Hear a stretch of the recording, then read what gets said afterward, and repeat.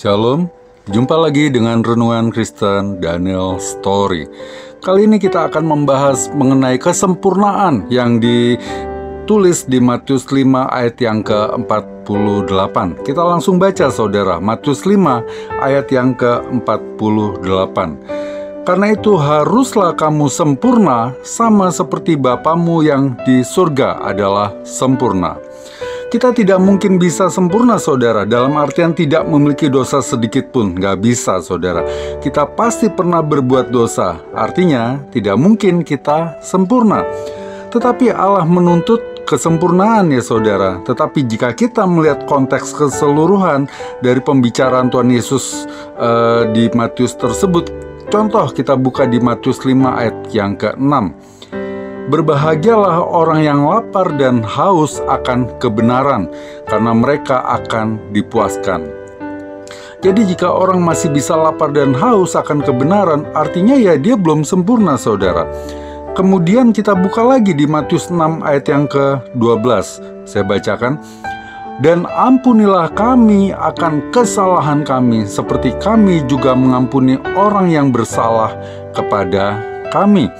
Jadi jika kita masih meminta pengampunan akan kesalahan kita, ya artinya kita belum sempurna saudara, karena kita masih melakukan kesalahan.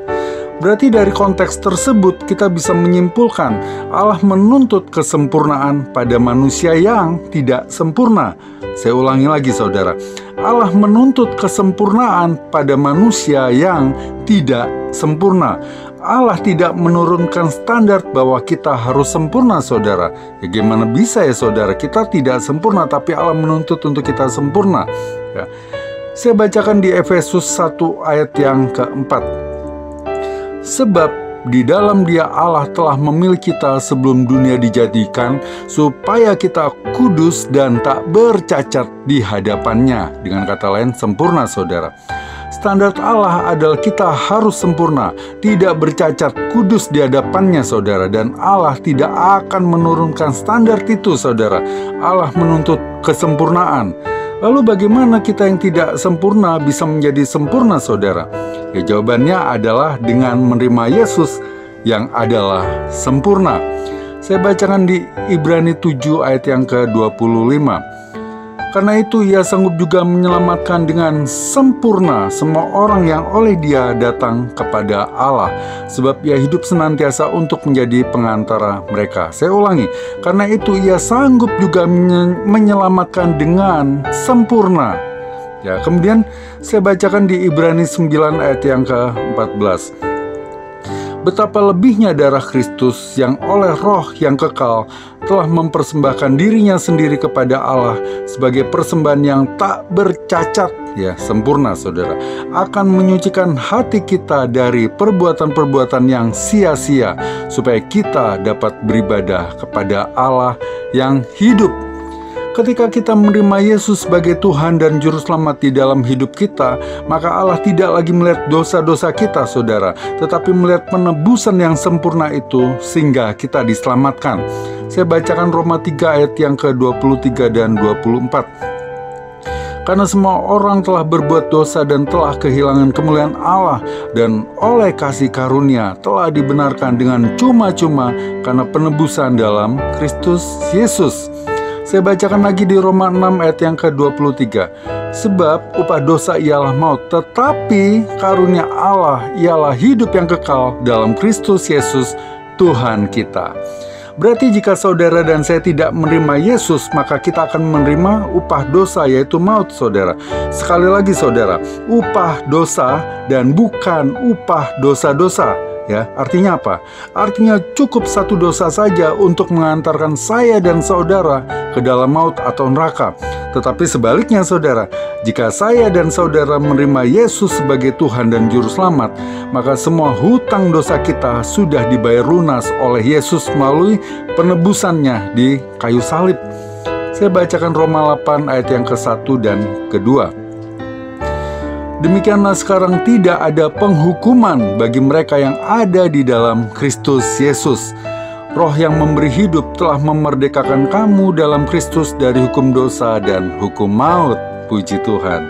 Di hadapan Allah, dosa kita dipandang sebagai hutang yang harus dibayar dengan maut, saudara. Karena kenapa? Upah dosa adalah maut. Saudara tidak bisa menyelesaikan hutang dengan cara berhenti berhutang, ya. Saudara harus menyelesaikan hutang dengan cara membayar hutang tersebut, bukan berhenti berhutang, melainkan membayar hutang tersebut.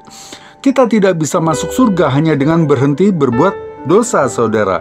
Kita harus bayar akibat dari dosa tersebut, yaitu maut, saudara. Ya, Yesus sudah menebus kita dari maut. Pengorbanannya sudah sempurna di kayu salib. Darah Yesus yang sempurna itulah yang menjadikan kita sempurna di hadapan Allah. Darah Yesuslah yang menutup segala dosa kita, sehingga Allah melihat kita menjadi sempurna. Bukan karena kita sempurna, saudara, melainkan karena darah pengorbanan Yesus itu yang sempurna. Itu yang Allah lihat, saudara.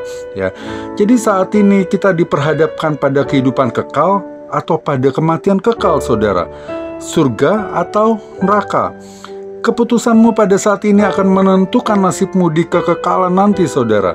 Bagi saudara dimanapun Anda berada yang saat ini ingin mengenal Yesus lebih dalam dan mau menerima Yesus sebagai Tuhan dan Juru Selamat dalam hidupmu, saudara bisa ikuti doa saya. Kita berdoa, saudara. Saudara ikuti. Tuhan Yesus, saat ini kami mau menerima Engkau sebagai Tuhan dan Juru Selamat di dalam hidup kami. Masuklah ke dalam hati kami, berkuasalah atas hidup kami. Jadi jadilah Tuhan dan Juru Selamat, di dalam hidup kami. Di dalam nama Tuhan Yesus, amin. Bagi saudara yang membutuhkan pelayanan, doa, atau ada pertanyaan mengenai keselamatan atau hal-hal seputar kekristenan atau Alkitab, bisa menghubungi WA yang nomornya saya cantumkan di akhir video ini dan juga saya cantumkan di deskripsi. Tuhan memberkati.